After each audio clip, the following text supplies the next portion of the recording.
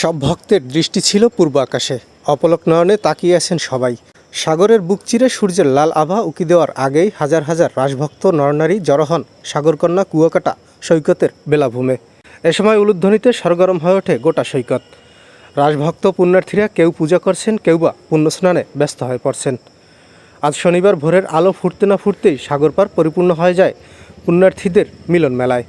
রাসভক্তদের পদচারণায় মুখর হয়ে ওঠে গোটা সৈকত এলাকা। প্রতি বছরের ন্যায় এবছরও শত বছরের ঐতিহ্যবাহী এ রাস উৎসবে ভক্তদের ঢল নেমেছিল। সনাতন হিন্দু ধর্মের অনুসারী হাজার হাজার নরনারী সারা বছরের পাপমোচনের আশায় সাগরে পুণ্য স্নান করেছেন। কেউ বা এখান থেকে পানি সংগ্রহ করেছেন জাগতিক পাপমোচনের আশায়। এমনটাই জানিয়েছেন আগত রাসভক্তরা।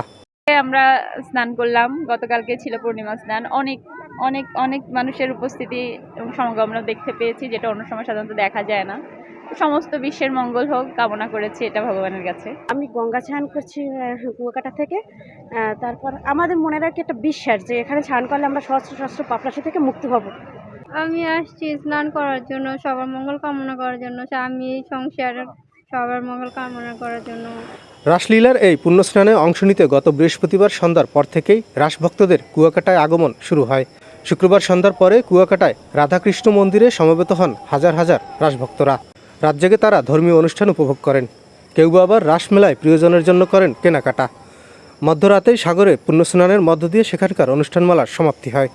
এবছর রাসমেলার উদ্বোধন করেছেন পটুয়াখালীর জেলা প্রশাসক আবু হাসানাত মোহাম্মদ আরেফিন। উদ্বোধনী অনুষ্ঠানে কলাপাড়া উপজেলা নির্বাহী অফিসার রবুল ইসলাম সহ গণ্যমান্য নেতৃবৃন্দরা উপস্থিত ছিলেন।